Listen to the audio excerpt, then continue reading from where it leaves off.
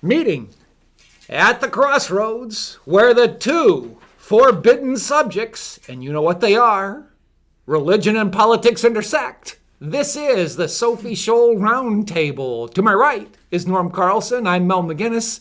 And last time you heard about us talk about two subjects, one in which we agree upon, the other one we don't. And I leave it to you to guess which one it is we agree upon, conservatism. The other would be atheism.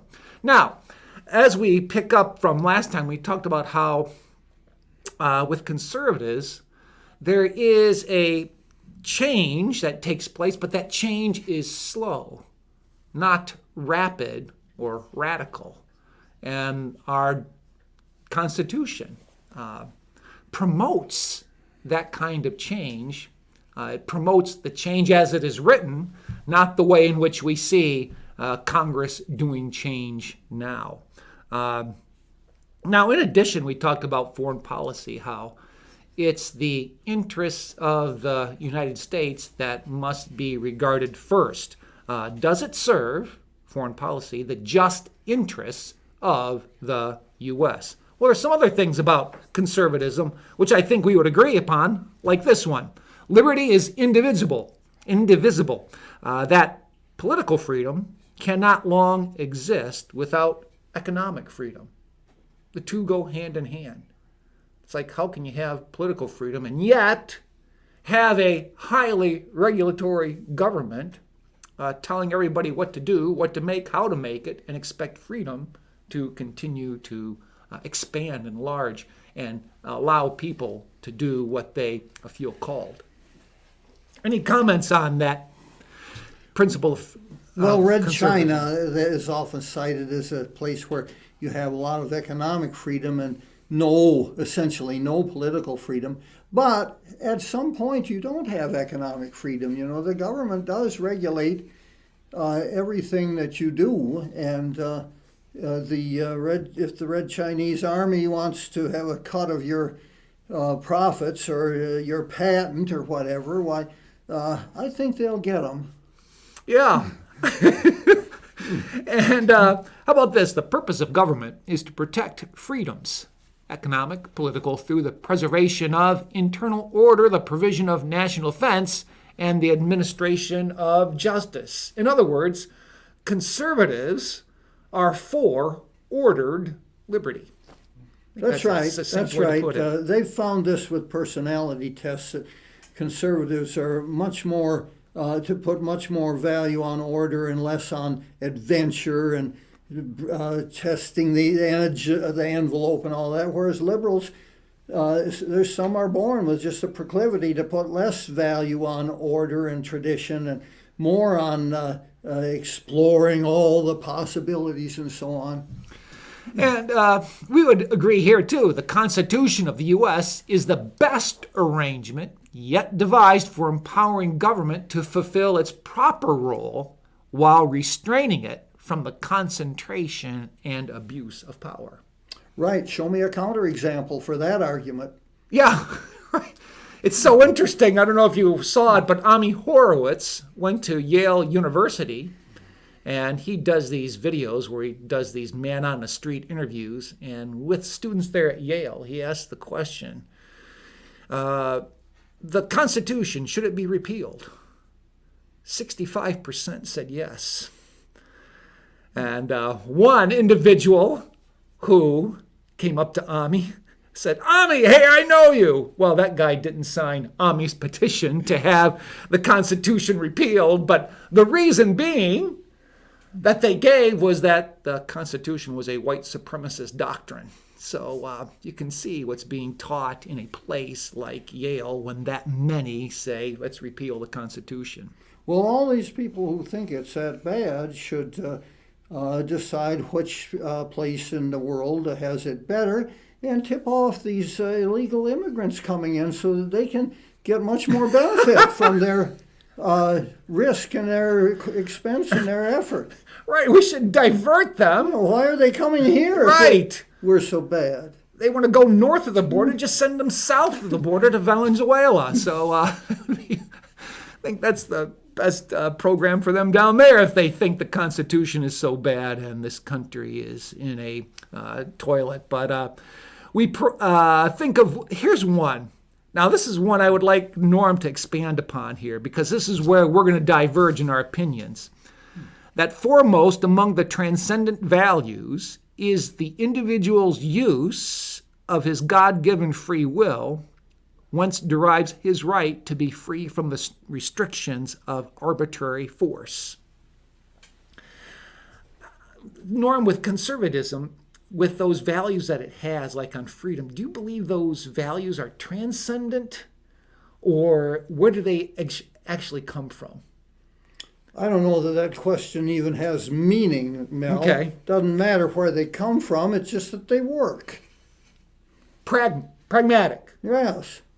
Just the fact that they work. I mean, what does that even mean to you, come from? I mean, it's not like something that arrives in a package, with a return address, God or government or something on it.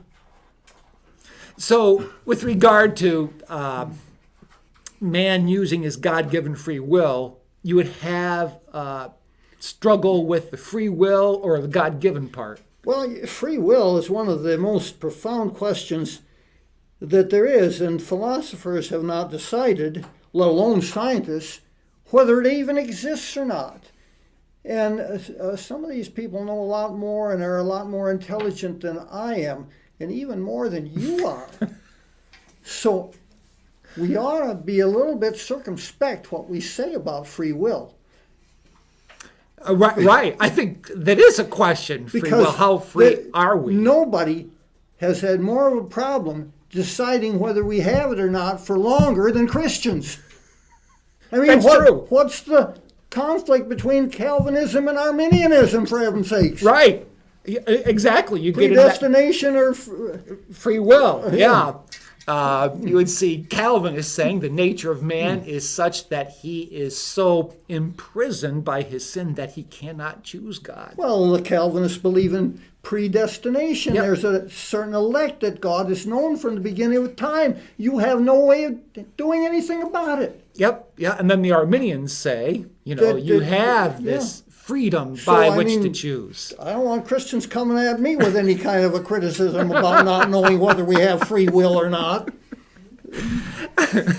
Yeah, with regard to that, I would say, our nature is such that we cannot choose God on our own. Yet we can make choices. We have an aspect of free agency about us to make decisions whether for good or bad. Boy, what double talk. Seriously. You can't have it both ways. You're desperately trying to, but you can't. You can't have it both ways. It's that simple. Well, regarding the ability for man to choose God, no. God has to intervene. Whereas man can make the choice to do good to his neighbor or not do, that's a choice that's still there. Oh, yeah. Still very much present. There's nobody arguing about that, I don't think. Yeah. Well, I mean, philosophers and scientists do argue whether we have free will at all, right? Yeah. So, and I'm not qualified to come down on one side or the other, frankly. I mean, it certainly seems to me that we do. But yet it seems impossible where it can be how it can be arise in animal behavior. Okay, yeah. It's interesting because I think of conservatism as a political philosophy. And I embrace it wholeheartedly. And I would say it's rooted in my understanding of God. Meaning, I don't think of myself first as a conservative. I feel like it's got to be based on something. And I say God doesn't have anything to do with it. Okay. And from that perspective of conservatism, then would you say that it's based on a pragmatic point of view? Oh, yes. There's a lot of pragmatism in conservatism, all right. Okay. A great deal of it. Okay. So would you see yourself more of basing it on pragmatism, your life, than conservatism, or is it the other way around? Well, I know that science has determined that a lot of it is inborn proclivity. And there are 4 or 5 basic personality elements, and that's one of them. But, you can play that up or you can play that down as you go through life, and you learn and you change. And what I've learned and studied, I've become more conservative and more consistently conservative. Now, nobody's consistently 100% anything political. I was for the superconducting super collider. I'm for an aggressive space exploration program, and even for the state and even federal collection of folklore and subsidization of museums and even some of classical music. Those are not conservative, certainly not libertarian beliefs, but nevertheless, I think those are advisable on a pragmatic basis because they make for a better life and a better culture, a better nation. And the private sector isn't going to do it. Yeah. And then for like the moral issues, like I would say abortion is wrong because it's rooted in Scripture, meaning the element of creation merely doesn't begin when one is born. It takes place in the womb. It reminds me so much of a conversation I had about 1970 with a beautiful 18-year-old girl, nicest girl, and I told her, you better come up with the rational justification for your beliefs, behavior, and morals apart from your religion. In the event you ever lose your religion, just think of this question. If God has these rules, did he make them up just arbitrarily, or is there some rational basis for them?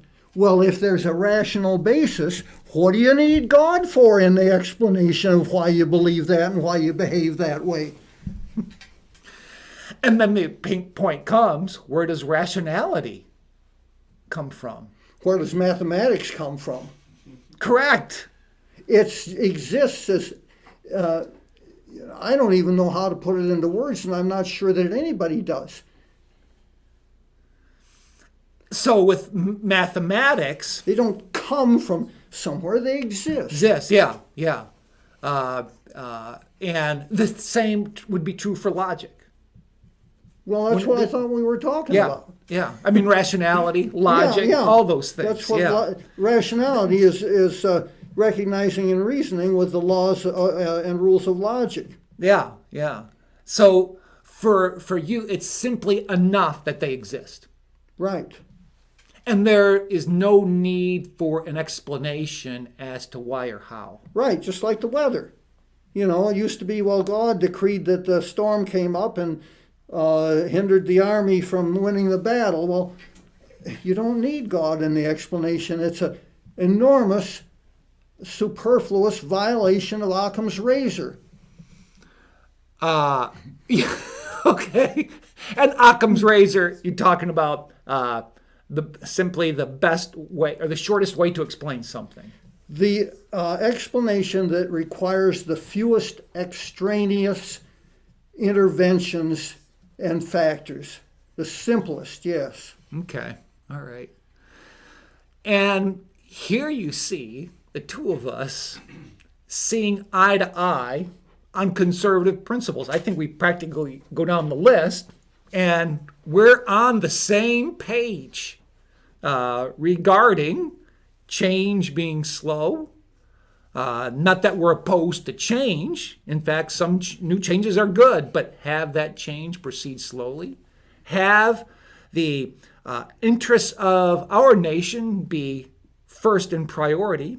Believe in the Constitution, the preserving of those liberties that are protected in that document. The government is there to protect those rights, believing liberty is indivisible, meaning economic, political freedom go together. It's just the issue of the principle of God-given free will, recognizing transcendent values are part and parcel of conservative principles. Now, would you say that they're or it doesn't really matter if they're not? Conservatism, like everything else, Christians throw God in there when it's absolutely not a necessary proposition. Okay. I found this wonderful. Well, it's like the joke. Thank God for the Irish that they can still make fun of themselves. Traveling around in Dublin and he's trying to find a parking place and he prayed, God, if you'll show, it's just a very important doctor's appointment. If you'll just give me a parking spot while I'll go to Mass every week and I'll quit drinking, we'll just send a parking there. He saw this parking place. He says, never mind, God, I found one on my own. Well, it's funny because it illustrates a point. It's the Occam's razor thing again.